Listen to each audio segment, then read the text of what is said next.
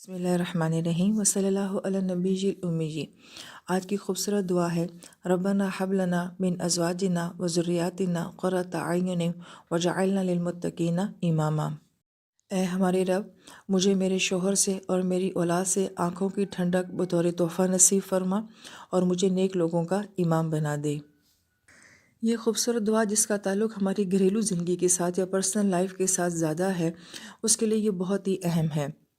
اور اس دعا میں ہم یہ دیکھتے ہیں کہ سب سے پہلے جو لفظ استعمال ہوا ہے ربنا، ہم ہر دعا کے اندر یہ نا ضمیر ضرور دیکھتے ہیں کہ ہم جو دعا اپنے لیے مانگتے ہیں وہی دعا ہم سب کے لیے بھی مانگیں۔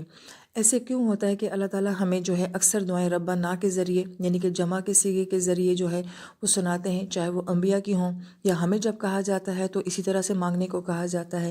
اس کی وجہ یہ ہے کہ جو دعا آپ جب اپنے لیے مانگتے ہو ویسی دعا جب آپ کسی دوسرے کے لیے مانگتے ہو تو اس کی قبولیت جو ہے وہ بڑھ جاتی ہے۔ یہ اس دعا کا خوبصورت نقطہ ہے۔ اور پھر یہ کہ وہ خوشی خوشی نہیں ہوتی جو کہ صرف آپ کی اپنی ذات کے لیے ہو۔ آپ خوش ہوں اور آپ کے ساتھ والے گھر سے آپ کو رونے دھونے کی آواز آ رہی ہو، مار کٹائی کی آواز آ رہی ہو، آپ کی اپنی خوشیاں بھی مان پڑ جاتی ہیں۔ ایک بہن بھائی سکون میں ہو اور دوسرا سکون کے اندر نہ ہو تو تب بھی آپ اس خوشی کو انجوائے نہیں کر سکتے ہیں۔ مزہ تب آتا ہے کہ جب آپ بھی خوش ہوں، باقی سب بھی خوش ہوں۔ ہمیں عید کا دن کیوں اچھا لگتا ہے کہ اس دن سب ہی جو ہیں وہ خوشی منا رہے ہوتے ہیں، سب نے ایک جیسا لباس پہنا ہوا ہوتا ہے، سب کے گھروں میں ایک جیسا ماحول ہوتا ہے۔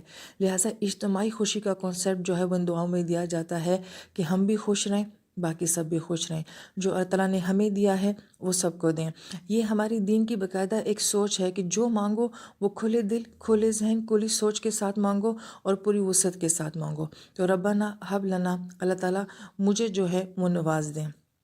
اب اس دعا میں جو ہے وہ حب کا لفظ استعمال کیا گیا ہے۔ حب کا مطلب ہوتا ہے عطا کرنا، تحفہ دینا، اور ایسا تحفہ دینا جو کہ غیر متوقع ہو، جیسے ہم یہ کہتے ہیں سرپرائز، کہ ایسا تحفہ آپ کو ملے کہ آپ اس کو دے کر جو ہے وہ خوش ہو جائیں اور آپ کو خود بھی یقین نہ ہو کہ اتنا زبردست تحفہ جو ہے وہ کسی نے آپ کو دیا ہے۔ اب یہی اس دعا کی خوبصورتی ہے کہ ہم جو تحفہ اللہ تعالیٰ سے مانگ رہے ہیں وہ ہم کس کے لیے مانگ رہے ہیں کہ اللہ تعالیٰ ہمیں ایسا زوج نصیب فرما، یعنی کہ ایسا شوہر، ایسا ساتھی، ایسا دوست نصیب فرما اور ہمیں ایسی اولاد نصیب فرما۔ گویا اس دعا کا پہلا خوبصورت نقطہ ہی یہی ہے کہ ہم اللہ تعالیٰ سے یہ کہتے ہیں کہ اللہ، کہ میرا شوہر ایسا ہو کہ جس کی نیکیاں اور جس کی عادات، جس کی اخلاق اور جس کے اطوار دیکھ کے میں ایسی خوش ہو جاؤں جیسے کہ انسان کسی سرپرائز تحفے کو دیکھ کے جو ہے وہ خوش ہو جاتا ہے۔ اور اس پر مزید یہ کہ اللہ تعالیٰ مجھے ایسی اولاد نصیب فرما کہ میں اپنی اولاد کی نیکیاں، ان کی قابلیت، ان کی صلاحیتیں دیکھ کر جو ہے میں ایسے ہی خوش ہو جاؤں کہ جیسے کوئی اچانک آپ کو بہت خوبصورت تحفہ دے دیتا ہے۔ لہٰذا اکثر جو لوگ یہ ہم سے سوال کرتے ہیں کہ ہم لوگ اپنی آنے والی زندگی کے لیے کیا دعا مانگیں، اپنے بچوں کی فرما برداری کے لیے کیا دعا مانگیں، تو یہ دعا بہت ہی خوبصورت ہے۔ ایک اچھے گھر کے لیے، اور گھر کا نظام جو ہے وہ تبھی اچھا ہوتا ہے کہ جب میاں بیوی کا نظام اچھا ہو تو پھر اولادوں کے نظام بھی اچھے ہو جاتے ہیں۔ تو گویا کہ یہ بیک وقت ان دونوں کے لیے دعا ہے۔